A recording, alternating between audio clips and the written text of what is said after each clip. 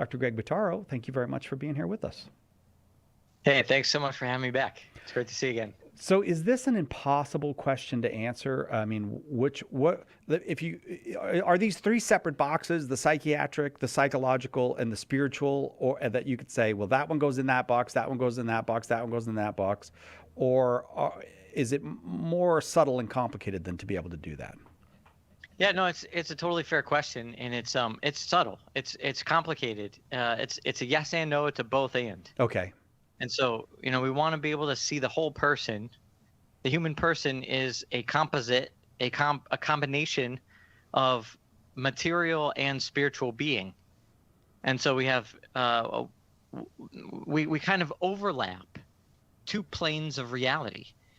There's a spiritual sort of plane of reality, and then there's a material plane of reality, and the human person overlaps both planes. And so, there's some of us, and it's all the language falls short. So even when we say some or part of, it still kind of falls short, because our material selves, everything that's bodily about us, is totally and fully integrated with the spiritual dimension of who we are. And the spiritual dimension, the spiritual quote unquote part of us, is integrated with the material. And, ever since Descartes, and he separated out mind, or the spiritual part of us, from the body, he kind of messed us up, because we have this idea that the body and spirit could be separated out. And now it's like we're spirits trapped in a body. And so, it's important to talk about things that are spiritual primarily, or bodily, physical, or maybe the overlap between the two, which is the psychological. That's how I like to think about it. There are those three different lenses we can look through, but at the same time, we have to be really careful that we don't fall into that same Cartesian dualism error, Mm-hmm. and think we're talking about actually different things here. I want to clarify something. You said we're not spirits trapped in a body. Many Christians, I think, don't know that that's a heresy, that that's not what the church teaches. Exactly. They actually think that they are spirits trapped in a body. But Yes.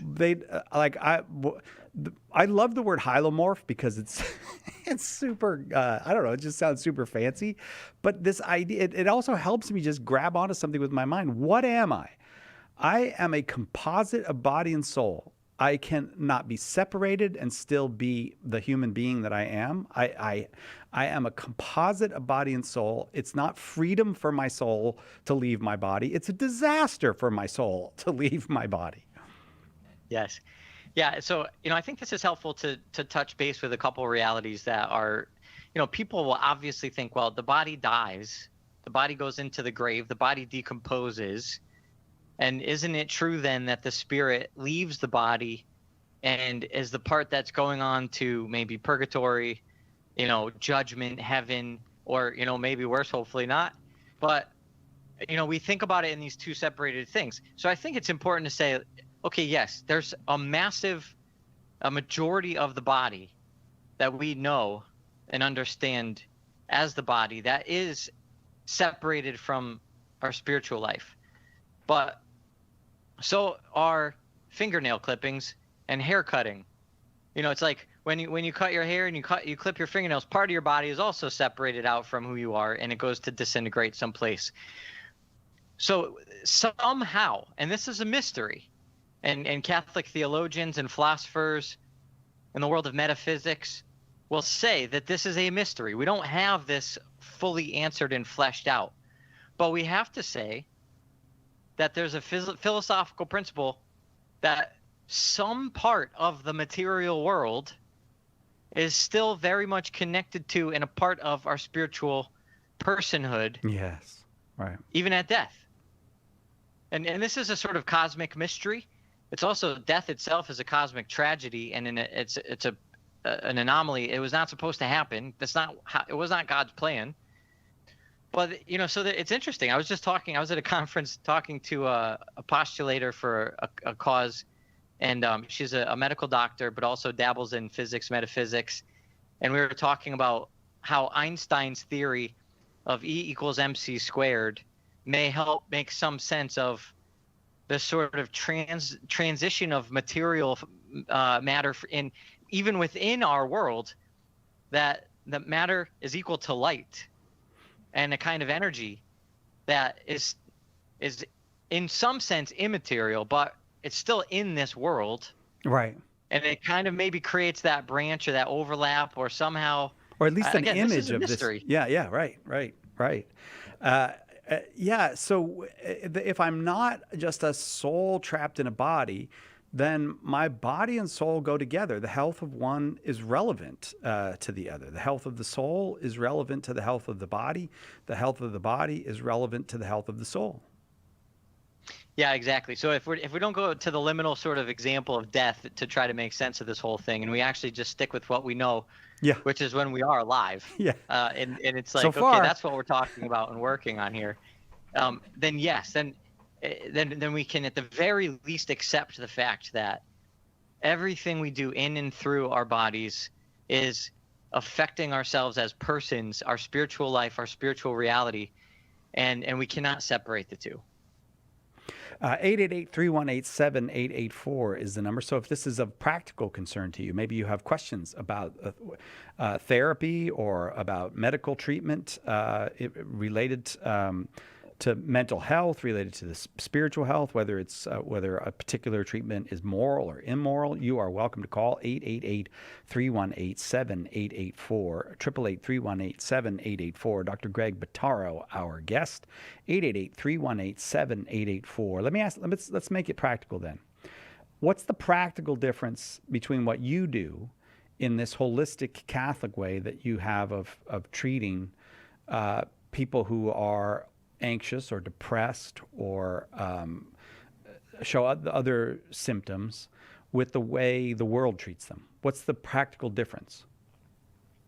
Oh boy, there's so many. Okay, so first of all, in the medical sciences, they basically only focus on the material that's observable, and they come up with, the medical interventions that are testable, observable, and so a lot of times there's a bias towards medication. And in terms of what we actually do in the health field, it's like, well, we're really just looking to reduce symptoms. We're not going to try to do more than that. And we're not going to talk about the good life or what is happiness or what is human flourishing or what is our purpose. None of that matters to a scientist. What matters is, what am I looking at? Do I have achievable results? Do I have a null hypothesis that I can, disprove, or whatever the case might be? But at the end of the day, there's no understanding of the fact that there's more to us than just what's materially observable. And so, a lot of times people say, like, should I take medication for this issue? It's like, well, maybe, but it's not an either or. It's usually not, only a physical or only a psychological or only a spiritual consideration. And we want to be able to have facility discussing all three to figure out what might be the least invasive treatment possible. That is a medical principle of ethics that we take very seriously. And in order to really understand what is quote unquote least invasive, you have to really understand the full gamut of what makes a person a person. And the least invasive might be get the person off their cell phone. The least invasive might be, get out of your room, go for a walk in the morning. But if you don't understand what that has to do with our anxiety system, our depression system, our brain system, and what relationships have to do with our neurological functioning, these are all things that are not immediately available to scientific data because maybe that particular study hasn't been completed yet. But we can enter into the conversation understanding some principles about the human person that we can take for granted as given, and then we can work from there. And we have a far better chance at finding the path of least resistance and the most efficient, effective way to really help people. 888-318-7884. 3 of our 6 lines open if you have questions for Dr. Greg Bottaro from Catholic Psych, the Catholic Psych Institute, the Catholic Psych Academy. You are welcome to call 888-318-7884. There's only one Catholic Answers Live. Are you a coffee drinker? If so, you can now enjoy a coffee roasted to perfection by the Carmelite monks of Wyoming. Delicious Mystic Monk coffee is roasted and prepared by monks in a hidden cloistered monastery and is available in over 25 varieties. All Mystic Monk coffees are works of perfection and labors of love. For more information on how to purchase Mystic Monk coffee, visit mysticmonkcoffee.com. That's mysticmonkcoffee.com. Ever wonder how we should pray? I'd like to offer just one. Don't make prayer your work, make work your prayer. In other words, one's faithfulness to their daily duties of state in life and vocation, while at home and at their place of employment, can be offered as a pleasing sacrifice to God when done lovingly, faithfully, and well. It all boils down to the virtue of diligence, doesn't it? Do what you're supposed to do, when you're supposed to do it, in the way it's supposed to be done.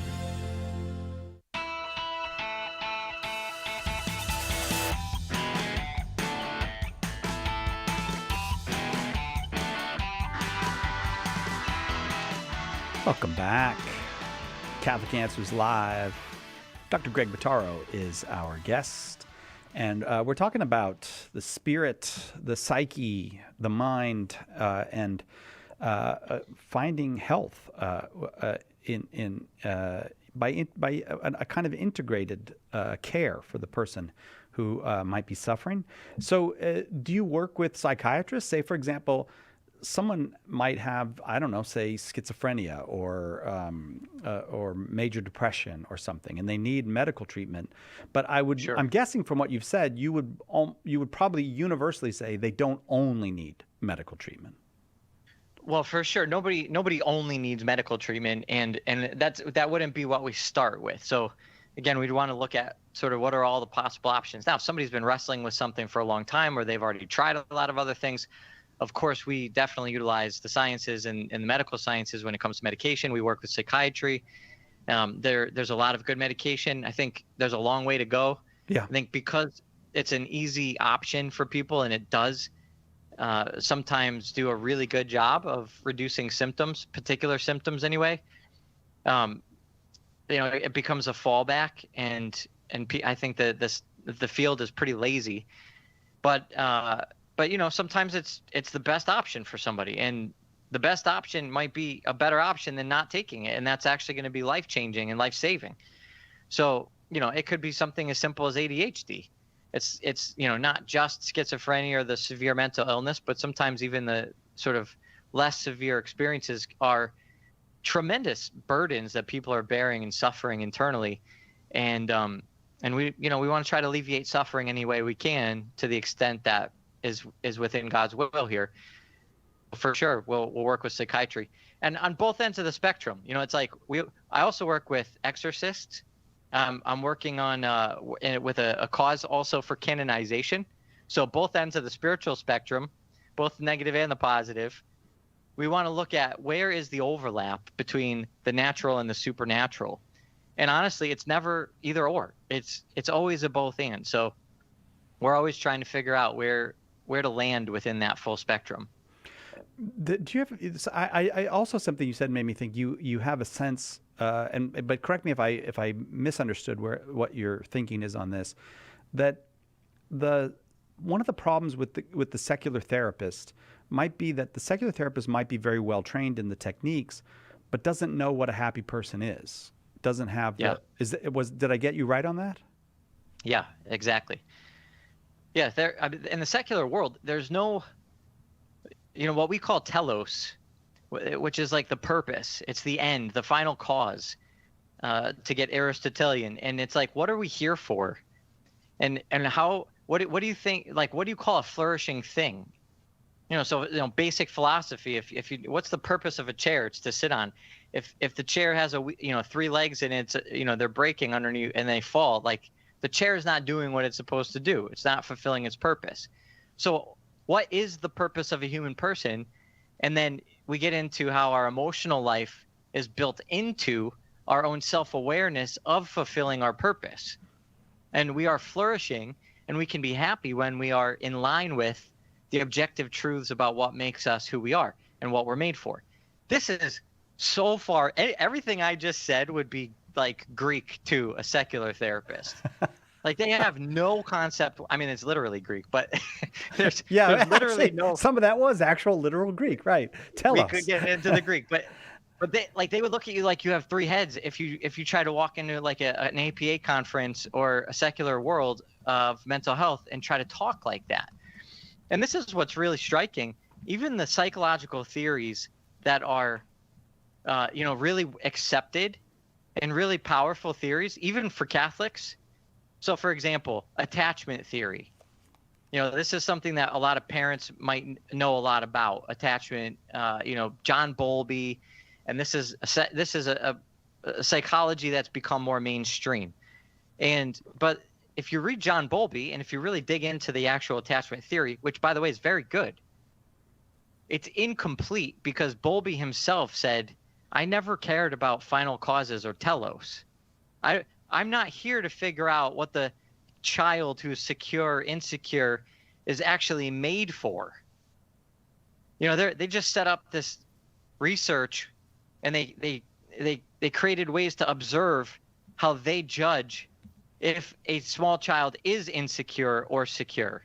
And then they created their own sort of language, and then they were able to test what kind of parenting creates security, what kind of parenting creates insecurity, and then that was it. That's where the story ends for attachment theory. So it's like, okay, is that helpful? Yes. Can we incorporate that into our understanding of the family, the school of love, the vocation to being a parent and marriage, all these things? We can weave that in beautifully, but it's not enough on its own. And that's the tricky part, is how to get enough but not believe that it has the full answer. Right. All right. We got just 2 lines open now. So you ready to take some calls? Yeah, sure thing. Dr. Greg Bottaro, our guest. Off to the phones we go. Margaret is in Lincoln, Illinois. Margaret, thank you for waiting. Go ahead with your question for Dr. Bottaro. Margaret? Hi, doctor. Oh. Hi there. Hi. I have a little stage fright, so I'm going to be quick, and I hope I can say it right. And I hope I heard you right. But first of all, I'd like to say that the information on attachment theory is some important stuff. All you have to do is look at criminal behavior and go back to what these individuals' childhoods were like. And, of course, not all are going to be affected by such sorry experiences, but just I wanted to say about that. But moving on, so you said that the body, I hope I heard you right, the body and soul cannot be a separated entity. Is that right? Yes, that's correct. Okay, so on that, can you please touch on inherited genes? I've known some lovely people in my life who inherit schizophrenia, and we've all heard how schizophrenia and schizophrenics have been labeled possessed, when, of course, nothing could be further from the truth. They're seriously mentally ill, many of whom have inherited such a gene from a parent. So where's the focus on inheritance, genetics, and genes when,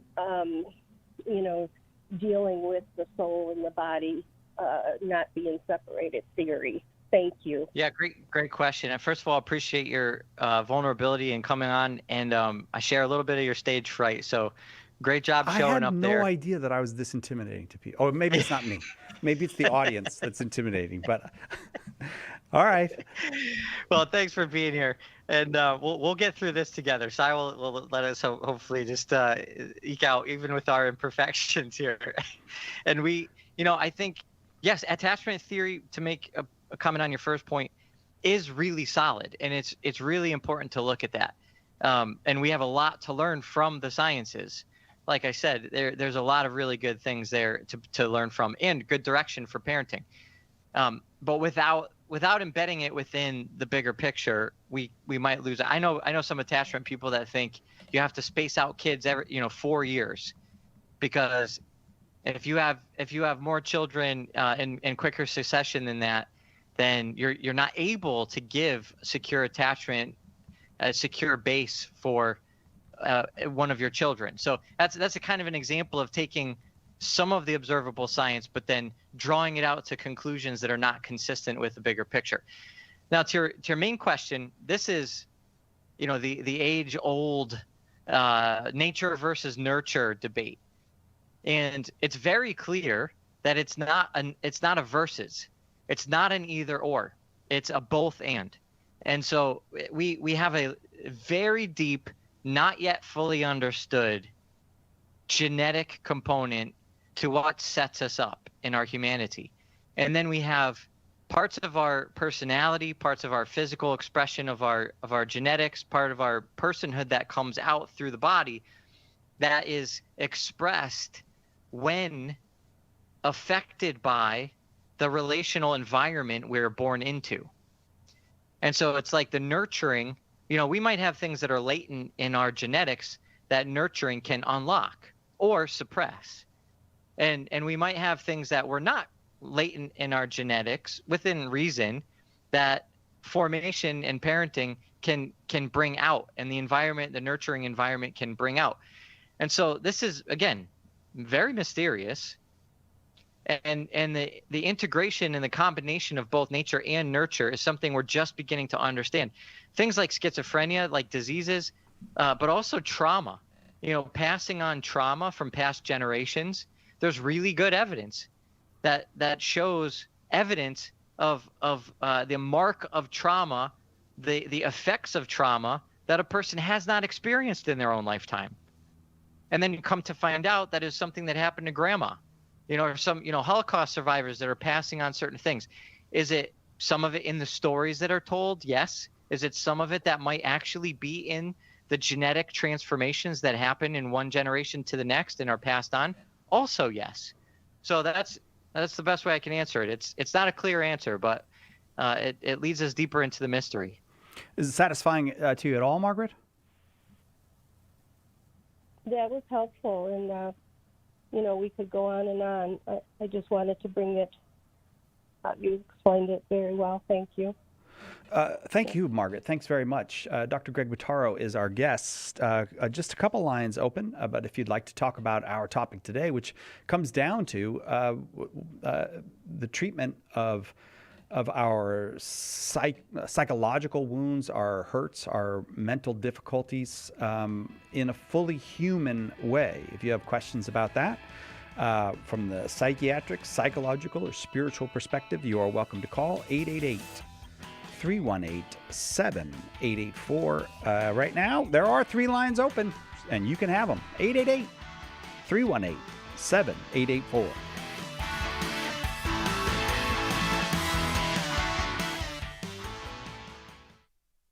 Deepen your connection to the Church's holy days and seasons while you draw on the wisdom of the Church Fathers.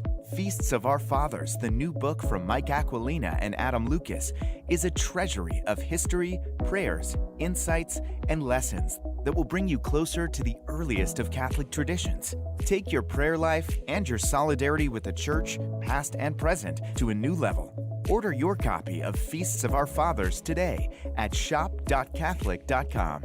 We hope that one of the things that we communicate here at Catholic Answers Live is that our Catholic faith allows us to be fully serious about all the problems we encounter in the church and in the world, but it also lets us have light hearts and maybe even mix in a bit of fun, and that is exactly what our good friend Joe Heschmeyer does in his popular podcast, Shameless Popery. You should check it out at shamelessjoe.com. Joe's got a deep grasp of the faith, morals, the teachings of the church, all that, but he's also got a witty conversational style. He entertains and he informs, but you will leave equipped to better answer the most common challenges, misconceptions, and questions about the Catholic faith. He's got insightful guests, he does on-air debates, and he takes a close look into all the things that you want to know about as a Catholic living today. You'll walk away knowledgeable and filled with joy.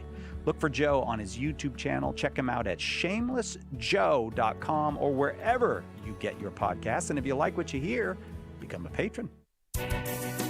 Our Lord needs articulate defenders of the truth to spread the joy of the Catholic faith. Catholic Answers monthly giving club, Society 315, helps you fulfill the call in 1 Peter 3:15 to always be prepared to make a defense for the hope that is in you. For as little as $10 a month, you'll help Catholics grow in faith, Bring lapsed Catholics home and lead non-Catholics to the truth. Go to casociety315.com and join today.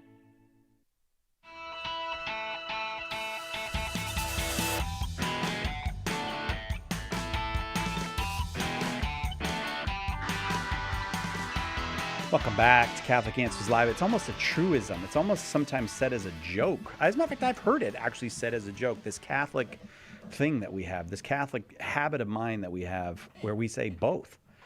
People say, is it this or is it this? And we go, both. And it's sometimes called the Catholic both this and that. And so I think what you find with Dr. Greg Bottaro is that very Catholic bent of the mind, which says, it's not science or faith when it comes to healing. It's both, and it's both science and faith. And if you have questions about healing, mental health questions, you're welcome to call 888-318-7884. I'll tell you what I did at the beginning of the show, say that you talk about your association with Catholic Psych, the Catholic Psych Institute, the Catholic Psych Academy, but I didn't talk too much about what they are. So I'm going to go back to the phones, but I wonder if you could just take a minute to say what you do there. Yeah, sure thing. And actually, it's funny that you're talking about both and, because I have a podcast called the Being Human podcast, which talks a lot more about what we do. But I almost called it the Both and podcast because you're picking up on this really fast. And especially when it comes to the person, because it's like I can't talk about this without looking at these different sides, and it's almost never either or. So anyway, yeah, that's really good. A good paradigm, I think, a hermeneutic to kind of look at everything through. And so Catholic Psych Institute, we started as just a private practice, turned into a group practice, and now we're helping people all over the world. I developed a new model of accompaniment that we call mentorship. We work with people in any state, in any country, and we use technology. So we have an app that we actually talk to people on a daily basis instead of this compartmentalized 45 minutes once a week or every other week. We actually get in there with people and really talk through whatever you're experiencing on a daily basis. And that helps us move the needle a lot more efficiently, I find. In our work, we've done both, but in comparing both, most of our team has kind of leaned towards this new methodology. And I find it to be much more in line with a kind of Christian human approach to accompaniment. And so that's what we've been doing. The academy part that you talked about is we're training other people actually how to do this as well. So we have a certification program, and it's sort of professional accompaniment certification. So all of that you can learn more about at catholicpsych.com. And we do offer free consultations. If any of the stuff that we're talking about here triggers anything or brings things up for people, obviously a little disclaimer on the radio. This is all very generalized information. But we have a line for free consultations, and we will have a personal conversation to see how we or somebody else might be able to actually help you. 888-318-7884 is the number here. Do check out catholicpsych.com. Let's see, where am I going now? Am I going to Marie in Rhode Island. I beg your pardon. Marie in Rhode Island watching on Facebook. Oh, I know Marie. I've known Marie for years. Hello, Marie. To each other, yes. Yes, welcome. Yes. This is a great topic because I'm very involved with my kids. I have 3 autistic adult children, and they all needed psych help, with meds and therapy, and we have 2 great hospitals here in Rhode Island.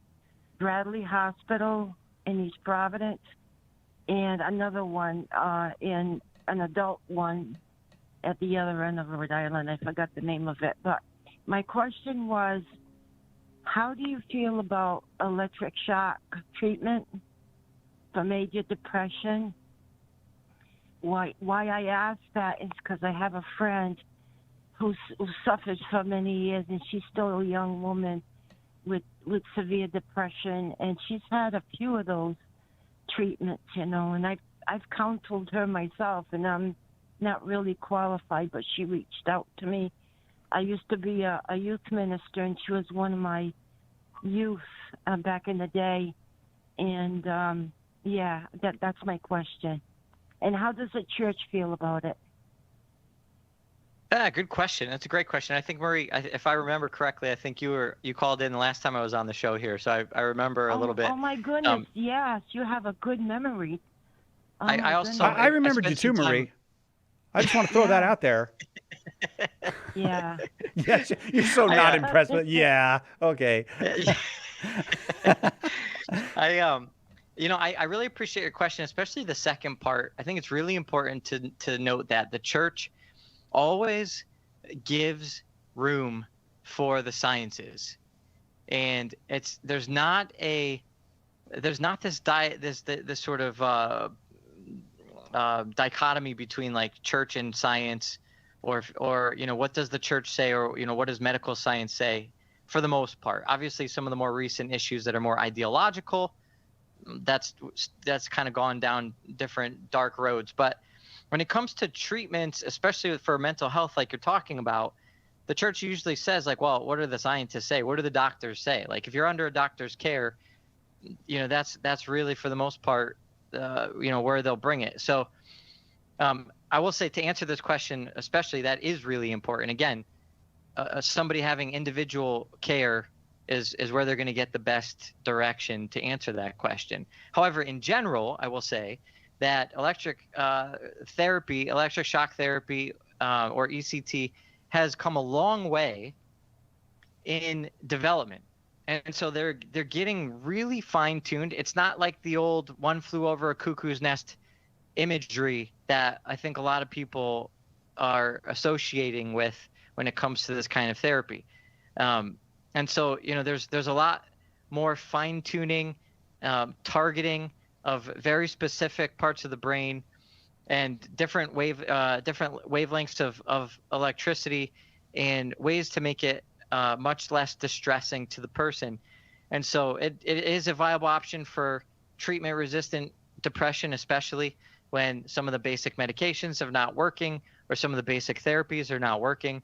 Then people will often look to that as an alternative option. So there's nothing against the church about it, and certainly can be good science when it's suggested as an avenue for intervention. You know what, Maria? I was going to come back to you, but I actually have to keep moving because I'm realizing I have every single line full, and I don't have that much time left. So, God bless you, Maria. It's great to talk with you again. I'm going to go to Norma next in San Antonio, Texas. Norma, thank you for waiting. Go ahead with your question for Dr. Greg Bottaro. Okay. Hi, Dr. Greg Bottaro. My name is Norma, and Hey, Norma. I was just thinking the other day. I have a son who has schizophrenia. And I consider myself a very spiritual person, and I'm beginning to see the difference between the diagnosis and his the spiritual side of it. And it just dawned on me. I actually met someone, and I try to help if I can, and he was way beyond what I could do for him, because of his spiritual side, which was just too far out there for me. So I had to stand back. And you talking about the training that y'all have, how do you get to someone that is that far spiritually? I don't want to say lost, because I don't think that's fair. But it's a spiritual battle, and you can see it with your eyes and feel it with your heart. How do you reach them? Do they have to want it, or it could actually be worked towards it for them? Yeah, it's a great question. I think just recognizing that, first of all, I'm sorry for the suffering that you experience in your family, and recognizing that Christ is suffering with you. And every part of our suffering, physical or psychological, is an invitation to unite our suffering to God and to Jesus on the cross. And so the first thing, especially to a mom with a child with schizophrenia or any other kind of mental illness, is to say, to really try to deepen your own spiritual life in prayer and really unite whatever suffering comes up. It could be, your own hopes and dreams that you had, or It could be just the experience of whatever a child is actually going through and suffering on a day-to-day basis, fears about the future. Those are all the kinds of suffering that God knows about. And going first through Our Lady, through Jesus, and that those are avenues of uniting your experience to them. And then out of that, graces pour out. And when we talk about the spiritual efficacy of uniting our suffering, that's how conversion happens. That's how deepening of an understanding of God happens. With that being said, also, there's just trusting in the mercy of God. Depending on where a person is at, what they're actually aware of. Not everybody's held accountable with the same level of culpability about the same things as we think, because of what we might be culpable of. Like, we have no idea what another person's interior life is actually like. And that's why God says, leave it up to me, not you guys to judge the heart. It's for God alone to judge the heart. Well, let's take that all the way and then give the benefit of the doubt and actually just trust in God's mercy. So what might look like on the surface being spiritually very far, especially when we get schizophrenia involved, that's a whole whirlwind of an interior perspective, that up is down and down is up and left is right, and you have no idea. Like, when they're in relationship with God, face to face with Jesus, and having to really kind of answer for one's life, I think God's going to know what he went through, or anybody else. And so that's going to be a part of that conversation. And we just pray for the graces that the right choices are made with the freedom that's available when they need to be made. Michelle, what a fantastic question. Thank you so much. Excuse me. I said Michelle. That wasn't Michelle. That was Norma. I apologize, Norma. We'll take a quick break. Michelle's call is coming up right after this on Catholic Answers Live. It's all about the truth. Catholic Answers Live. Underwriting for Catholic Answers Live is provided by Real Estate for Life. Real Estate for Life connects home buyers and sellers to real estate agents while supporting pro-life organizations. On the web at realestateforlife.org. Proclaiming the faith, changing lives. The year was 2005. EWTN embraces new technology to carry out its mission of evangelization by making its live programs and classic broadcasts available for podcast online in MP3 format at no charge. To learn more about Mother Angelica's life and the history of EWTN, visit EWTN.com/Mother Angelica. The Catechism defines evangelization as the proclamation of Christ and his gospel by word and the testimony of life. But what does that look like in real life? It looks like St. Paul street evangelists out in the public square sharing the good news. We're a Catholic nonprofit that starts conversations by handing out free sacramentals. Then we employ our method of listen, befriend, proclaim, and invite. Catholic Answers is supported in part by St. Paul Street Evangelization. Visit streetevangelization.com to learn more.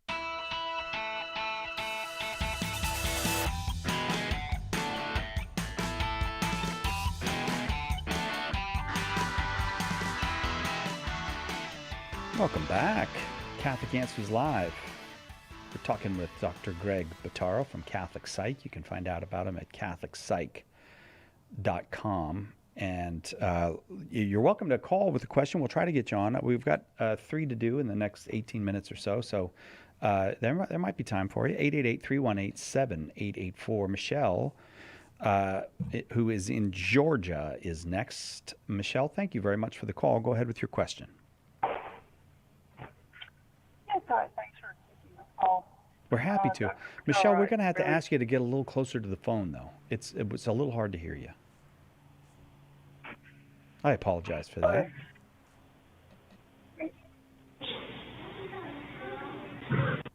Is this better? Yes, it's a big difference, Okay. Michelle. Thank you. I'm sorry. I was on my speakerphone. But yeah, no, I appreciate hearing my call. I know you have some other people on the line. Dr. Bottaro, I really admire your work. I love what you guys do. I did have a question. So is there a spiritual component to OCD? And so it's a two-part question. And how can us as a family help somebody we know to navigate all that? And is it possible for them to heal from OCD? Because it's from what I've seen, it's a pretty heavy cross. It's exhausting. Yes, it is exhausting. It's a huge cross. I really appreciate this question. Number one, it's an opportunity to put into practice the principle that we started with. When you say, is there a spiritual component to fill in the blank? The answer is always yes. And so, the challenge sometimes is, all right, let's find the spiritual component to whatever it is that we're talking about. Now, with OCD, there's a specifically spiritual kind of OCD called scrupulosity. So sometimes we talk about people who have OCD regarding religious themes. And this is people who, feel like they need to go to confession, or they didn't pray the rosary correctly, or they have to repeat things. And so OCD, just to reiterate, is obsessive compulsive disorder. So when we talk about obsessive, we're talking about things in the mind. When we're talking about compulsive, we're talking about behaviors, and you put them both together and you get OCD.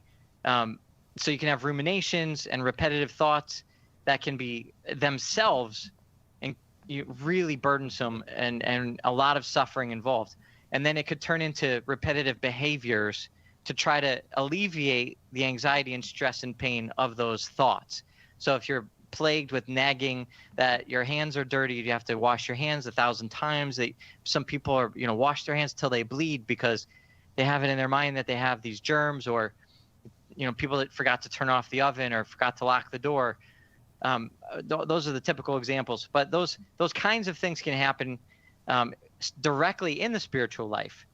But even if it's not in the spiritual life, we can see a spiritual component in the fact that we have a drive for perfection. God built us to want to be perfect, and so it's not a terribly bad thing to be thinking about how to become a better version of ourselves. But usually with OCD and or religious scrupulosity, there's an absence of the sort of complementary reality of God's mercy that actually makes it a path that can be a path to flourishing. It can be a healthy thing to want to be perfect when we know it's not up to us, it's up to God. It's the weight of responsibility is not on us, it's on God. So accompanying people who are suffering with OCD is really important. And a lot of times they will push away somebody trying to help them, especially if it's like contradicting their own way of perfectly managing my system. And so with family members, often we try to guide and support them to not be put off so much when their efforts are blocked. But a lot of times it just means maybe taking a different approach, being more compassionate, not trying to solve their problem for them, but just letting them know you're in their corner. Finding little things you could do as an act of service. And then lastly, I'll say, this is one of the stickiest mental health issues that I would say 100% requires professional accompaniment. This is not something to try to do on your own. Suffering with OCD, suffering with scrupulosity, spiritual direction is not enough. Prayer is not enough. And this is the kind of thing that it is a real mental health disorder, and it requires professional mental health accompaniment. So in any way, shape, or form you can offer support to guide somebody in that direction, that's a really good direction to give. Okay, great. Thank you so much. Michelle, thank you. Thank you very much for the call. On we go, trying to get everybody on here. Frank is in Philadelphia, Pennsylvania. Frank, thank you for waiting. Go ahead with your question. Yes, hi, Doc. My question is, today, a lot of different medical problems to start 25 years ago. Before that, no problems at all. It was gradual. Today, I have severe polyneuropathy, worse in the feet, up to my head. I need a walker to keep my balance. 25 years ago, I could see. Today, I just see maybe light. That's it. And also maldigestion, malabsorption problems. No matter what I eat, I swell up like crazy. It will happen immediately to 3 minutes. Not just my belly, like my neck, my face, my arms, my body, legs, everywhere. And also dry mouth like crazy. I drink water all day long. I still have dry mouth all the time. I mean, the neuropathy, the eye problem, the digestion problems. I tried medical doctors. They told me there's no cure for it. I tried different holistic. natural things, nothing's working. I'm asking for advice.